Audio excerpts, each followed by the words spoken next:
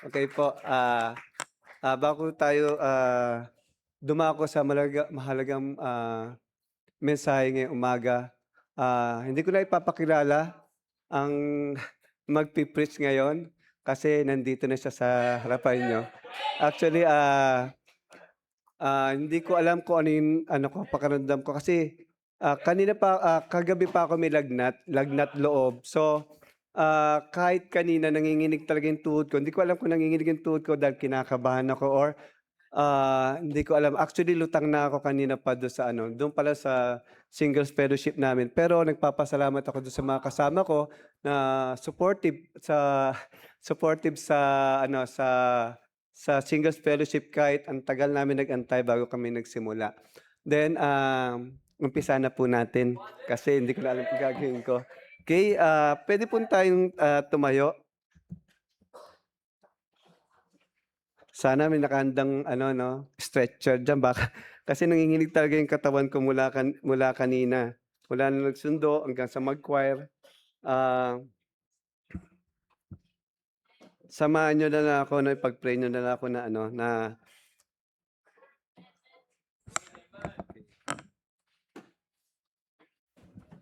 okey.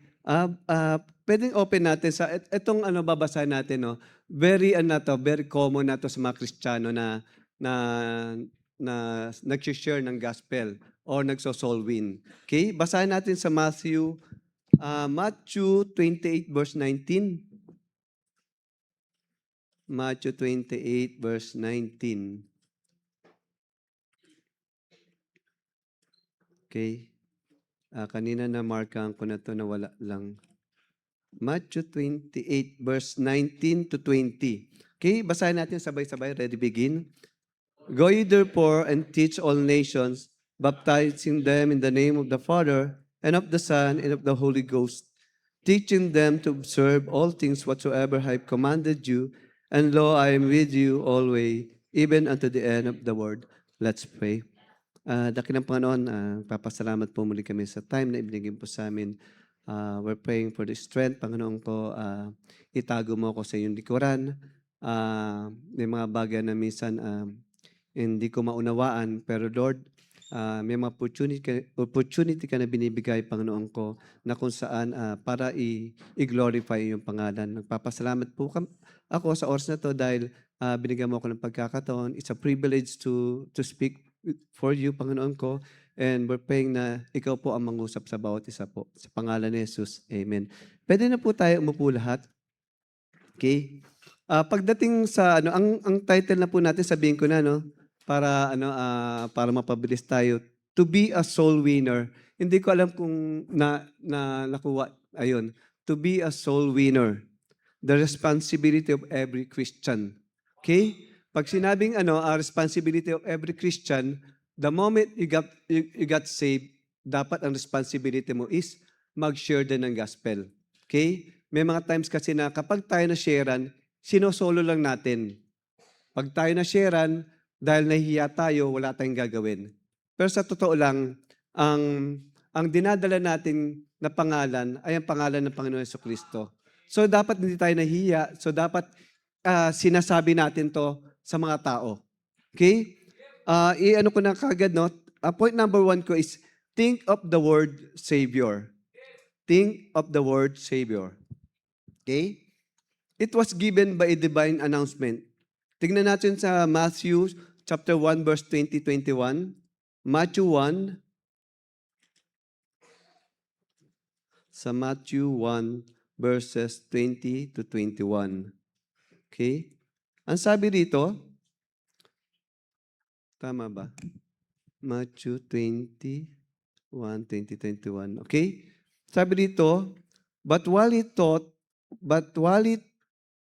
on these things, behold, the angel of the Lord appeared unto him in a dream, saying, Joseph, thou son of David, fear not to take unto thee Mary thy wife, for that which is conceived in her is the Holy Ghost.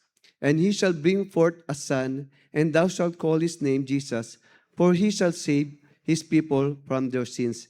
Dito pa lang, no, in-announce na ng angel na ang Panginoon na darating. even before do sa Old Testament pa lang, sinabi na ang Panginoon darating at bababa dito sa lupa. Lalo ngayon magpapasko na, no?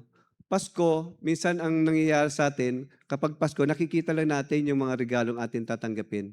Nakikita lang natin kung saan meron decoration sa bahay. Nakikita natin na meron tayong mga ninong at ninang na pupuntahan at o kaya meron tayong bagong damit na iniisip. Pero hindi natin nakita yung essence, hindi natin nakita yung bakit bumaba ang Panginoon dito sa lupa? Because He is our Savior. Minsan hindi natin nakikita yon na ang Savior, siya ang Panginoon Jesus, na siya magliligtas sa atin, bawat isa sa atin. No? Ang nangyayari kasi, kadalasan, na kapag Christmas, hindi natin na-share siya. Di ba? Na-try ko minsan yan sa Pangasinan, nung nandun ako sa Pangasinan, tinry ko na mag-share sa mga kamag-anak ko doon. Kinakabahan ako kasi sila mga sagrado katoliko rin. So may mga bayaw ako doon na kahit papaano open siya when it comes sa salvation. Pero habang nagsasalita ka doon, kinakabahan ka, makikita ka na merong umiiling, may makikita ka na kung saan parang hindi naniniwala. Kasi ang nangyayari kasi nung Catholic tayo, hindi natin nakikita yung essence o importance nung Savior. Kasi nakikita lang natin yung yung celebration ng Christmas. Ngayong Christmas, sana magkaroon tayo ng time. Magkaroon tayo ng time. Pag-pray natin na kapag uwi natin ng province, kapag pumunta tayo sa isang lugar, makapag-share tayo ng gospel. Ipakita natin sa tao na may Savior. Kasi minsan hindi natin napapakita yon. Nahihiya tayong sabihin, pero kung tutuusin, hindi nakakaya ang pangalang Savior. Hindi nakakaya na sabihin na ang Panginoon ang tagapagligtas. Di ba? Minsan mas nakakaya tayo mga Christian na hindi natin ito na-share. Okay? Even Mary spoke of the one who has come to us, my Savior. Ano sinabi ni Mary dito sa Luke 1:47? Luke 1:47. Medyo pagpasensya niyo kung medyo lang yung ko. Luke 1:47.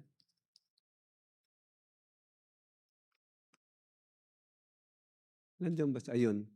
Sabi rito, sa Luke 1:47, and my spirit hath rejoiced in God, my Savior. Dito lagi natin nababanggit, nung Catholic ako, pag sinabing Mary, iniisip ko, siya yung mother ni Jesus Christ. Ganun naman iniisip natin nung tayo ay Catholic pa. Pero kung marirealize mo, kung mababasa mo ang Bible, si Mary ginamit lang. Ginamit lang siya na vessel para ipanganak ang Savior. Minsan sinasabi ng mga tao, si Jesus Christ, may kasalanan din. Kasi pinanganak siya ng isang sinner. Lagi natin tatandaan na ang Holy Spirit ang nag-conceive sa Kanya. Okay? Meaning, ang Holy Spirit ang nag-conceive sa Kanya, ang Holy Spirit walang kasalanan. Tama? Pero kung si Joseph, para magkaroon siya magka-baby siya, sinner si Jesus Christ. Pero hindi naman ganun nangyari eh. 'Di ba? Ang sabi nila sa science daw, ang blood, tama ba Doc? Ang blood ng lalaki, hindi nag-ano ba sa ano bang explanation doon na hindi na nalagyan ng dugo o bahay ng dugo nung si Jesus Christ pa ay nandun sa loob ng tiyan. So meaning, wala talaga siyang kasalanan. So, dapat talaga natawagin siyang Savior. Kasi hindi pwedeng tawagin Savior kung ang Savior is makasalanan. Walang bahid ng kasalanan ng tao. Okay? The supreme purpose of His coming is to save the lost. The purpose of His coming is to save the lost. Pwede natin tignan sa Luke 19:10. Sa Luke 19:10, sinabi rito, for the Son of Man is come to seek and to save that which was lost. For the Son of Man is come to seek and to save that which was lost. So meaning, kapag hinahanap ka ng Panginoon, nawawala ka. Nawawala ka spiritually. Hindi mo alam kung ano yung kaligtasan. Hindi mo alam kung saan ka pupunta pag namatay ka. Pero the moment na ikaw ay na-share ng gospel, ikaw ay hindi na lost. Ang tawag na sa iyo ay saved person. Tinatawag ka ng Christian. Kasi tinanggap mo na ang Panginoon bilang iyong tagapagligtas. Ang sabi dito sa natin, ang Savior is, He is a universal Savior. Bakit universal? Pwede natin tignan sa John 1:29. Bakit universal Savior?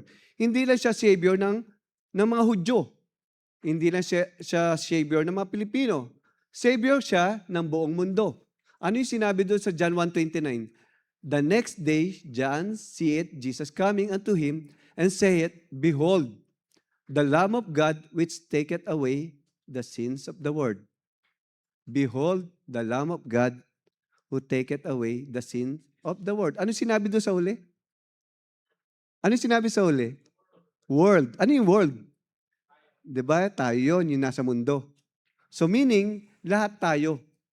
Mayaman, mahirap, maitim, maputi, pangit o gwapo, maganda, masisave yan. Kasi hindi naman pinili yan eh. Hindi pinili ng Panginoon. Lahat tayo masisave. Lahat tayo binigyan ng opportunity para makarinig ng salita ng Diyos. Para makilala natin ang ating Savior. Lahat naman dito siguro, save na, no? Or meron pang hindi save dito? Meron pang hindi tumanggap dito? Sa Awana? Meron pa? Mamaya, magbibigay ako ng invitation regarding sa salvation. Kung hindi ka pa saved, kung hindi ka pa nakakilala sa Panginoon, siguro ito na yung time. Hindi pala siguro, ito na ang time para tanggapin mo ang Panginoon. Okay? Letter B, He is the only Savior. Only Savior. Wala nang iba. Hindi si Felix Manalo, hindi ko sino-sino pang nanay ni Mary, ay nanay ni Jesus Christ, kundi only Savior is the Lord Jesus Christ. Wala nang ibang wala nang binigay na Savior kundi si Jesus Christ lang. Sabi sa John 14:6, I am the way, the truth and the life. I am the way, the truth and the life. No man cometh unto the Father but by me. Si Jesus Christ nagsabi yan. Wala nang ibang daanan. Wala nang ibang katotohanan. At wala nang ibang buhay, kundi kay Jesus Christ. Ito yung bagay na kung saan maganda i-share natin sa mga tao. Kasi ang nagiging daan kasi is through good works. Na mga penitensya.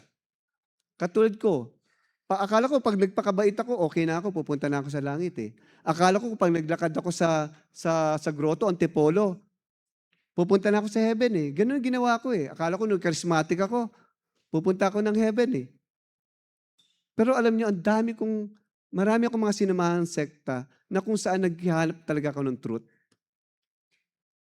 Pero nung makita ko yung talagang Savior, the only Savior, Jesus Christ, doon na nag-iba lahat. Doon na nag-iba lahat. Kasi siya lang naman talaga magbibigay ng tamang daan eh. Siya lang talaga magbibigay ng katotohanan. Nung malaman ko at makilala ko ang Panginoon, nalaman ko yung katotohanan. Through Jesus Christ lamang. Okay? Letter C, He is the perfect Savior. Sabi sa Hebrews 7:25, Wherefore He is able also to save them to the uttermost that come unto God by Him, seeing He ever liveth to make intercession for them. Sinong ating intercessor? That's Jesus Christ. Wala nang iba. He is the perfect Savior. Wala nang iba. Sino pa bang matatawag natin Savior? Meron ba kayo kilala? Wala. Only the Lord Jesus Christ. Na dapat na siya lang talaga yung sinishare natin. Wala tayong ibang dapat i-share, kundi si Jesus Christ lamang. Number 2, think of the word lost. Think of the word lost. Why was it necessary for the Savior to come? Bakit kailangan na ang Savior ay bumaba dito sa lupa? Because apart from Him, all men are lost or under condemnation. Sabi sa John 3:18, John 3:18, he that believeth on Him is not condemned, but he that believeth not is condemned already, because he hath not believed in the name of the Lord, the name of the only begotten Son of God. Sa John 3:36, ano sinabi sa John 36? He that believeth on the Son of He that believeth on the Son hath everlasting life. And he that believeth not the Son shall not see life, but the wrath of God abideth in him. Just imagine, the wrath of God abideth in him. So, paano yung mga taong di naniniwala? Paano natin mga loved ones? Alam nyo, almost every day, morning and afternoon, lumalabas kami para mag-soul win. Ang na-soul win namin noon last is sa Manresa. Alam mo, pag nakita mo yung Manresa, sangkaterbang tao talaga doon. Maraming bata maraming bata na nauhaw sa salita ng Diyos. Marami kami tinatanong na, meron ba nagtuturo dito sa Manresa? Wala silang masabi na magtuturo sa Manresa. Gusto ko nga i-suggest kay Pastor na sana magkaroon ng isa pang route sa Manresa. Pumunta kami doon gabi. Remember, pumunta tayo soul winning. Pumunta kami ng gabi doon. Sangkaterbang tao. Ang daming mga bata. Very receptive yung mga tao. Wala nag-reject. Ewan ko sa iba kung may nag-reject. Although meron nakausap si Brother Jobe na pari doon, na ano yung pag-witness niya na-interrupt because of that priest. Pero, sabi ni Brother Joben, hindi po kami pumunta rito para makapag-debate. Pumunta po kami rito para makapag-share ng gospel. Then, kinabukasan, soul winning, Friday, sinadjust ko, nag-asa ko ng I consulted Brother Melbert na kung pwede ba natin balikan uli ang Manresa. So binalikan namin yung Manresa. Alam niyo, pag pumasok ka sa Manresa, sa lugar ng Barangay Manresa, yung maliit na kali na yon, pagpasok mo doon, ang dami pang sanga sa loob. Para siyang bituka. Ang dami ng tao doon. At ang una kong na-share yung 4 na matanda doon. Na isa doon ay Iglesia ni Cristo. Nung una ayaw ko magsalita kasi parang habang nagsasalita ako, nung sinishare ko, nag-open ako ng conversation, parang hindi sila interesado. Kasi Iglesia ni Cristo. Pero the moment na nag-start ako magsalita, nakinig na sila. So ako ang unang inisip ko, hindi makikinig. Kasi nag-judge, minsan ganun tayo, di ba? Nag-judge kagad tayo sa tao. Hindi ito masasave, hindi ito maniniwala. Pero nagpatuloy ako hanggang tumanggap yung 4 na yon. Sumunod, kabataan naman. Nag-GNC ako doon din mismo sa Manresa. Bandang Biak na Bato ata yon. Sabi ko, may nagtuturo na sa inyo? May nagtuturo bang teacher sa inyo rito? Wala. Nalaman ko kay Brother Jerome, yung mga tinuturuan doon, mga dalaga na naiwan na dati. Dati kasing route yung Manresa. Pero ngayon may bago na mga bata. So ibig sabihin new generation to na dapat natin balikan. Sabi ko, bakit tayo nagsasaturation? Nagsasaturation tayo, pumunta tayo doon, nagwi-witness, pero wala man tayong ginagawa. After ng soul winning, ano mangyayari? Di ba maganda dapat mapuntahan yun? Ma-follow up? Kasi nangyayari, saturation, walang follow up Walang follow up. Actually, marami akong na-share ng bata. Until isang bata ang lumapit sa akin. Hindi ko alam kung ano yung sinusuksok niya sa bulsa ko rito. Sabi ko, ano yan? Tapos biglang nakita ko to, isang figurine. Madungi siya, kamukha ng bata. Madungi siya. Alam mo, nagbigay sa akin ng encouragement sa akin yun, kahit mainit. Alam mo yung bata na yun, hindi ko siya kilala, hindi ko siya natanong babae. Binigay niya sa akin to. Balak ko sana linisan, kaya lang 'pag nilinisan ko 'to, hindi ko na siya maalala kasi madungis siya, eh. Ito rin madungis siya.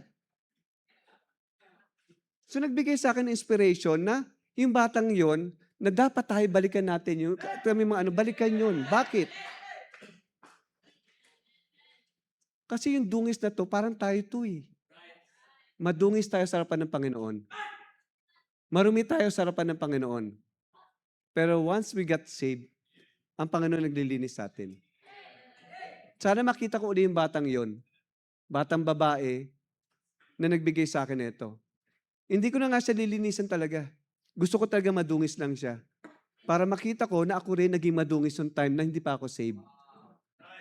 Alam niyo, sa totoo lang, maraming batang ganito. Nung nag-ano kami sa may, saan ba yung pinupunta natin? G. Rojas? Sa G. Rojas, meron din kami sinesharean doon. Ang pangalan ng mga faithful na bata doon is si Negra. Ang tawag sa kanya, Negra. Sabi ko, ba't Negra? Sabi ko, halika nga, sabi ko ganito, magmula ngayon, hindi na Negra tawag ko sa'yo. Anong pangalan mo? Sabi niya, Cheska po. O sige, magmula ngayon, Cheska na yung pangalan mo. Alam mo ginawa niya? Bigla siya nag-bless sa akin, tas tuwa siya.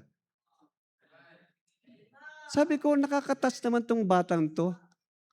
Tas every time na makikita ko siya, Cheska, halika na dito, magbe-bless na naman siya sa akin. Yung ngiti niya, alam mo yung priceless na ngiti? Yung ngiti na nakakatanggal ng pagod.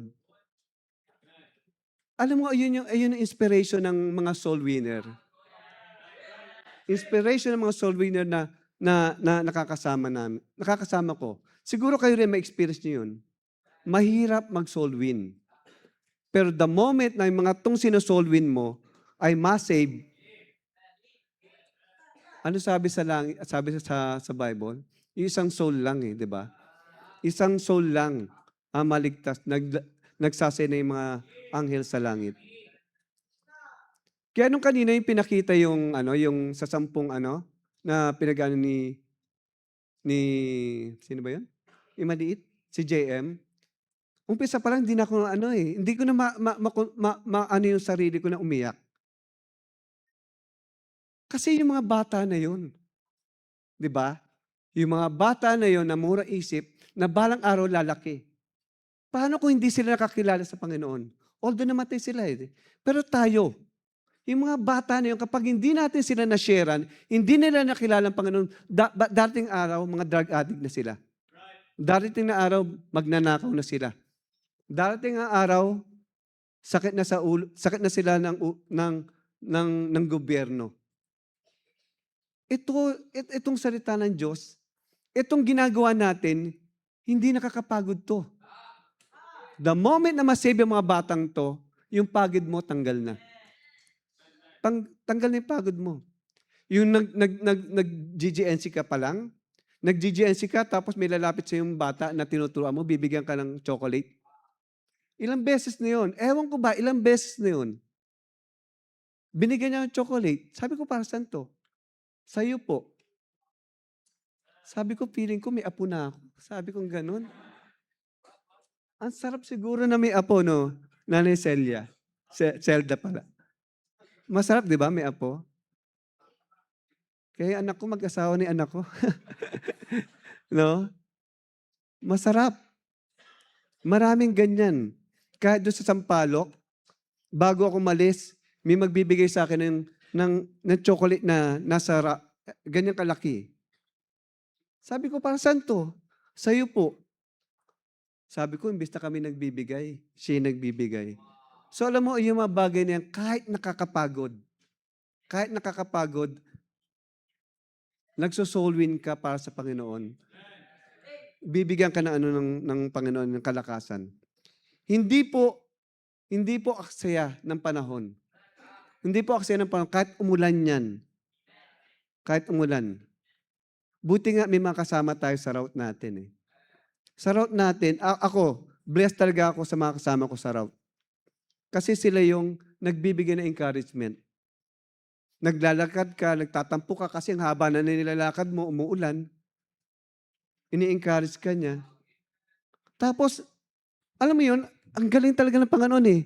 Nung naglalakad kami doon, nagtatampo ako sa Panginoon kasi naglakad na kami kahapon, magmula dito hanggang welcome, lakad na naman kami. Wala kami masakyan dyan sa Mayon eh.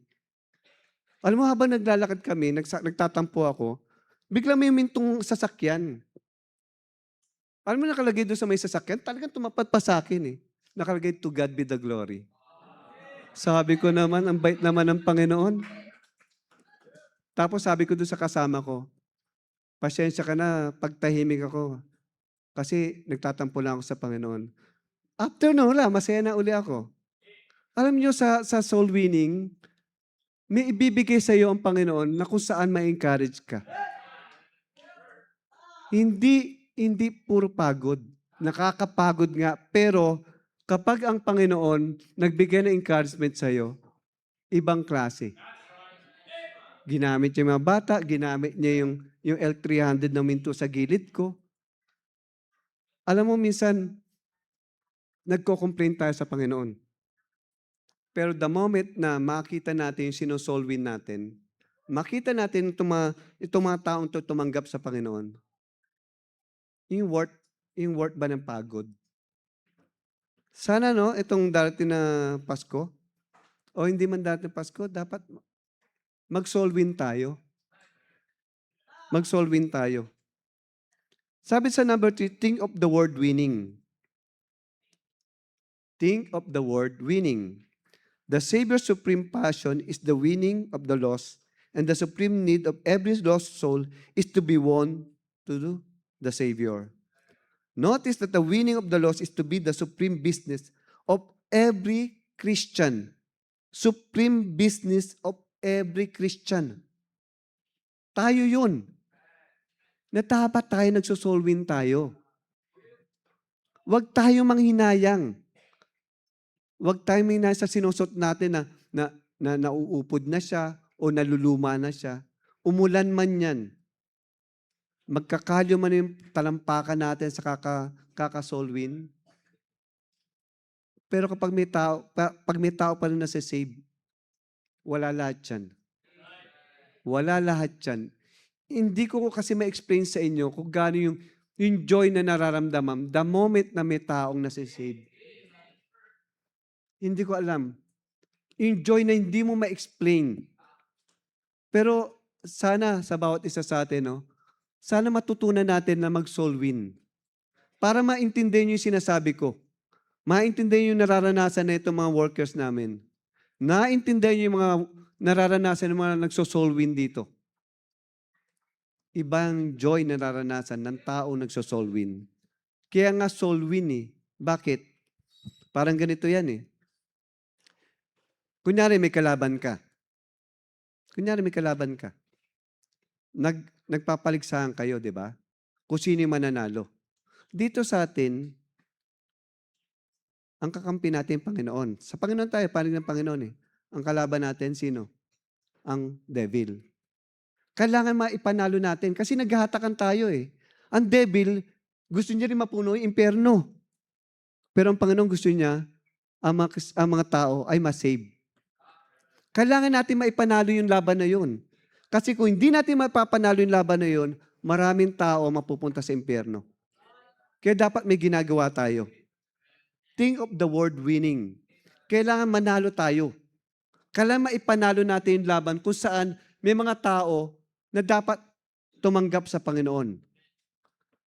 Isa yun sa dapat natin iniisip. How are we to win souls? How are we to win souls? Number 1, recognize that winning the lost to the Savior is your life work. Luke 2:49. Luke 2:49. Ano sabi dito? Ito yung time na, alam nyo si Jesus Christ, 12 years old pa lang siya noon, na nawala siya sa Jerusalem. Diba? Nawala siya hindi ko matanda kung 5 days ata yung nawala siya. Nawala siya. Pero nung makita siya ni Mary and Joseph, anong sabi niya rito? And he said unto them, How is it that ye sought me? Wish you not that I must be about my Father's business? Ano yung business natin dito sa mundo? Bakit tayo na-save? Anong business natin? Is to win souls also. Yun ang business natin. Although, alam ko naman lahat tayo merong kanya-kanyang na para mabuhay. Pero sana kasama yun sa goal natin na mag-share ng gospel. Yung business natin is magbahagi ng salita ng Diyos. Okay? Number 2, place yourself at the disposal of your Lord. Ano yung disposal na tinutukoy?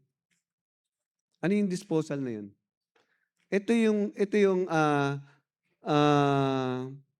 Yung available ka para sa Panginoon. Yung willing ka na tumulong kahit ano pa. Magpagamit tayo sa Panginoon. Hindi lang naman hindi lang naman ang ginagamit ng Panginoon yung mga nag-surrender na eh. Hindi lang ginagamit ng Panginoon yung na may calling. Tayo rin. Tayo gagamitin tayo ng Panginoon. Kung magpapagamit tayo. Basta place yourself at the disposal of the Lord, of your Lord. Sabi sa Mark 1:17, Mark 1:17. Mark 1:17. And Jesus said unto them, Come ye after me, and I will make you to become fishers of men. Come ye after me, and I will make you to become the fishers of men. Marami ng isda na dapat natin hulihin. Marami ng isda na dapat natin puntahan. Marami ng isda na kung saan dapat kinukuha na natin. Fishers of men tayo. Tayo yung dapat na kung saan nakikita sa buhay ng isang Kristiyano na may ginagawa tayo. Di ba naalala niyo si Peter? Di ba mga fishermen sila? Ano ginawa ng Panginoon sa kanila? Naging fishers of men na sila. Nagsosolwin na sila. Ginagawa na nila yung ginagawa ng Panginoon. Kasi yun naman talagang dapat natin gawin. Number 3, trust the Lord to use you in His own way and time. Trust the Lord to use you in His own way and time. Minsan kasi nangyayari sa atin, hindi ayaw natin pagkatiwalaan ang sinasabi ng Panginoon. Hindi niyo ba napansin minsan na kapag naglalakad ka, o kaya sa school, o kaya sa trabaho natin, may sinasabi ng Panginoon sa atin na, share mo yan. Di ba? Ang nangyayari, ayaw natin. Nahihiya tayo. Pero pag sinabi na, pumunta tayo sa ganitong place, pinipili natin mag-compromise. Mas nakakaya yung hindi mo ginagawa yung will ng Panginoon. Alam niyo sa trabaho, marami ako na experience na yung naiinis sa akin ng mga kasama ko. Kasi sa trabaho, every time pagdating ng 10 o'clock, nagyoyosi sila, nagsisigarilyo sila. Maiiwan ako doon sa room.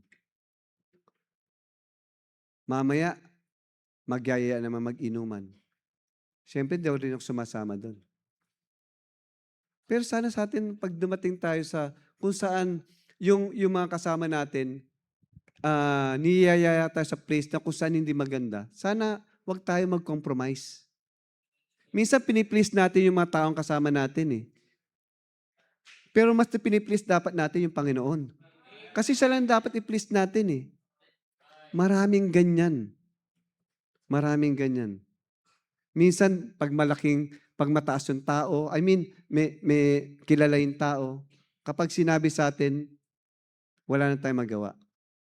Kapag sinabi sa atin, alika rito, punta ka rito, magsaya tayo. Konting inom lang. Konti lang, isang shot lang. Wala na eh. Dahil boss natin siya o kaya kilalang tao siya, ang gagawin natin, sige lang. Piniplease natin yung tao, pero hindi natin nakikita na yung Diyos mo nakatingin sa atin.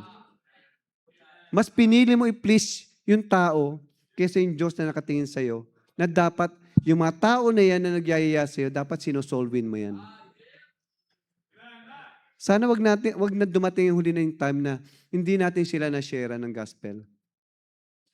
Alam niyo yung nanay ko, nakita ko nung isang sa sa isang GC namin. Nakita ko yung nanay ko, ang tanda niya na. Nagkakaroon na siya ng lapses. Alam niyo na-share siya noong time ni Ate Susan Rapsing. Kilala niyo si Ate Susan Rapsing? Sino nakakilala? Asawa ni Pastor Jeffrey Balwis. Na-share siya ni Susan Rapsing. Alam mo, nung okay pa yung mind niya, pag tinatanong ko siya, Nay, kailan ka na-save? Alam niyo yung date. Alam niyo kung saan. Pero ngayon, pag tinatanong ko siya, wala na siya maalala.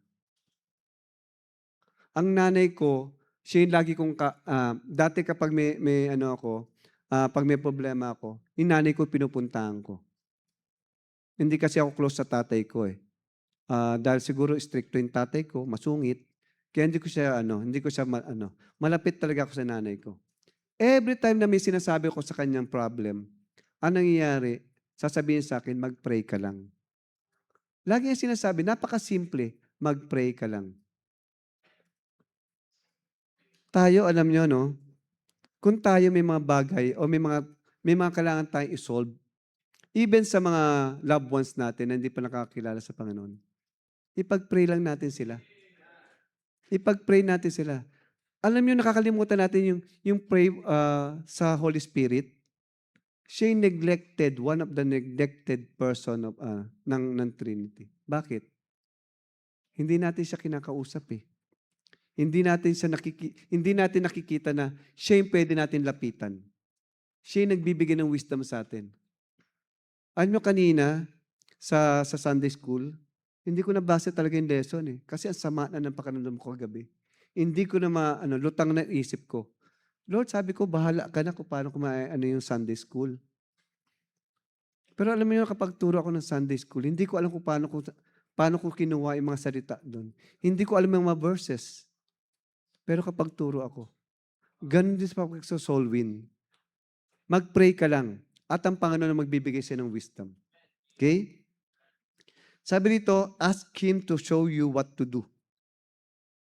Ask Him to show you what to do. Magsabi ka lang sa Panginoon. Ano sabi dito sa Acts 9:6? Acts 9:6, ang sabi dito, and he trembling and astonished said, Lord, what will thou have me to do? And the Lord said unto him, arise and go into the city, and it shall be told thee what thou must I do. Sino kinakausap dito?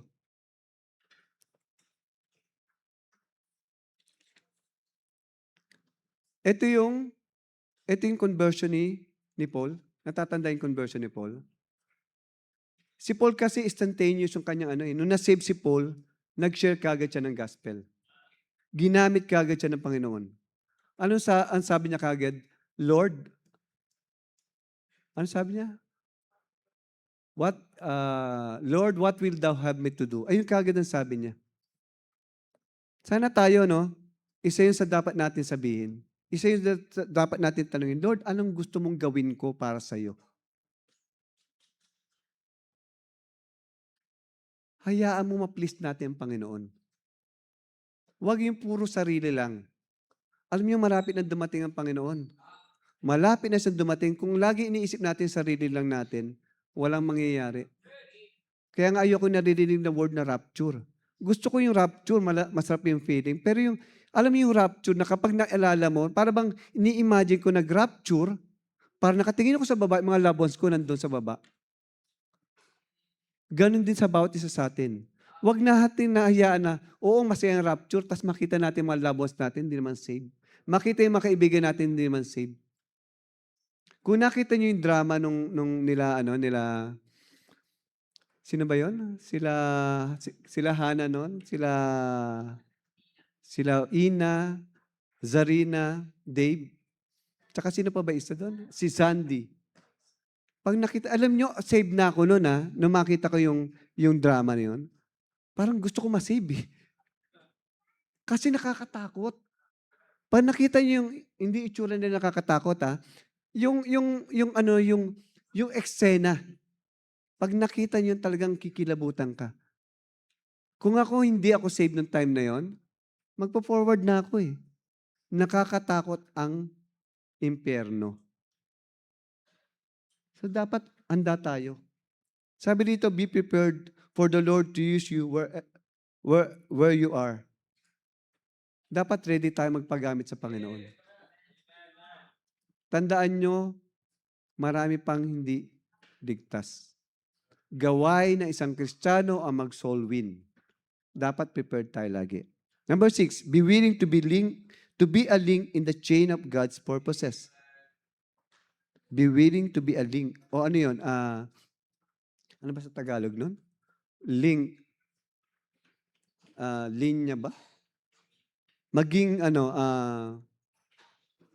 parang ganito, kapag, di ba may binibigay na link? Kapag nag-ano tayo meron tayong gustong puntahan na site, nagbibigay ng link. Dapat ganun tayo. Tayo yung link na kung saan mai-share natin yung gospel. Tayo yung link ng Panginoon. Tayo yung link kung saan na dapat nagpapagamit tayo. Then in last, always remember that you are only an instrument in His hands. You cannot win a soul, but He can and will win others through you. Hayaan natin magamit tayo ng Panginoon. Hayaan natin magpagamit tayo sa Panginoon. Hindi iniisip lang natin ating mga sarili. At sana sa oras na to, mag-decide ka. Sa oras na to, mag-decide ka na tayo dapat ay magso-soul win. Meron tayong church-wide soul winning sa November 30 ata yun? 23. Ito na yung time para ito na yung time para mag-join tayo. Ito na yung time para ma-experience natin ng soul win. Iba yung feeling. Kung gusto nyo maramdaman yung feeling ng isang tao na kapag-witness at tumanggap sa Panginoon, iba yung joy na mararanasan nyo. Sana sa church-wide soul winning natin sa darating na November 23, mag-participate tayo. Sana matutunan natin na magiging soul winner. Tayo po'y manalangin. Dakilang Diyos, maraming po salamat sa time na ibinigay po sa amin. Minsan, madaling pag-usapan lang yung pagsosoul win. Minsan, nagiging usap-usapan lang to, papasok kabilang tenga, lalabas sa kabila. Hindi na namin nakikita yung importance ng soul winning. Pero Lord, hawakan mo aming mga puso. Huwag po namin i-neglect, Panginoon ko, yung isang gawain na kaya ka bumaba dito sa lupa para i-soul win o magligtas ng mga tao. Sana makita po namin yon, Panginoon ko. Na-save po kami. At sana yung responsibility namin bilang isang Kristiyano ay mag-soul win po ng mga kaluluwa. Salamat po sa oras na binigyan niyo po sa akin para ma-share, Panginoon ko, about yung how to be a soul winner. Bigyan mo kami ng kalakasan, Panginoon ko. Maunawaan namin, Panginoon ko, ang purpose kung bakit ka bumaba dito sa lupa. Sa pangalan ni Jesus. Amen. Pwede po tayo tumayo lahat. Simple lang po ang mensahe. How to be a soul winner. Ngayon kung ikaw hindi mo pa alam, pwedeng yumuko lang ulo. Yumuko lang ulo, wala nang titingin. Kung sino man dito yung tao, bata, matanda, na hindi pa nakakatanggap o hindi pa nakakilala sa Panginoon, pwede mo na itaas ang kamay mo. Meron ba? Meron bang bata? Meron bang tanda? Meron ba hindi pa nakakilala dito sa Panginoon? Pwede mo itaas ang kamay mo. Meron tao doon sa taas, meron matanda doon sa taas, pero baka pwede mag-share. Sino pa? Isa lang? Lahat ba nakatanggap na sa Panginoon? Sino rito hindi pa nakakakilala sa Panginoon? May bata doon sa may Pakilapitan na lang. Meron pa ba? Huwag natin sayangin yung oras na to kasi Baka mamaya paglabas mo sa church na 'to, madisgrasya ka.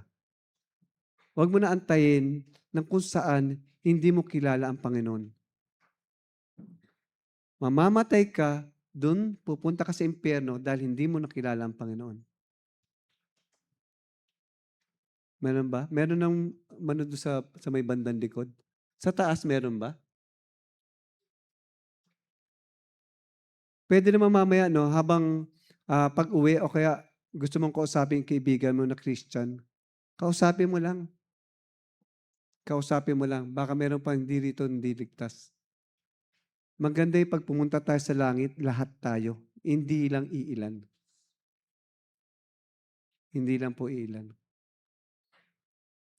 Ngayon po kung ikaw po'y kinausap ng Panginoon na na ikaw minsan nane-neglect mo na yung mag-solving, nagtatampo ka sa Panginoon, nakikita mo nakakapagod, why not pumunta ka dito sa harapan?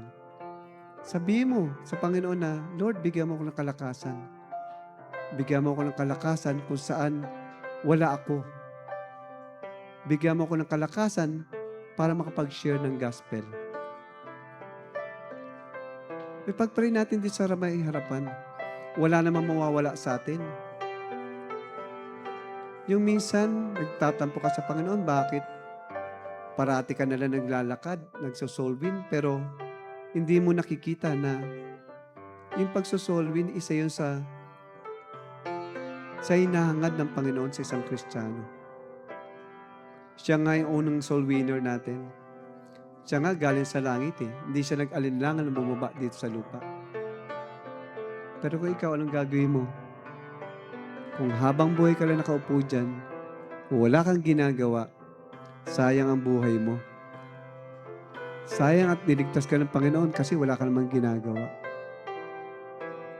Sana makita mo na lahat tayo responsible sa mangyayari sa mga katabi natin.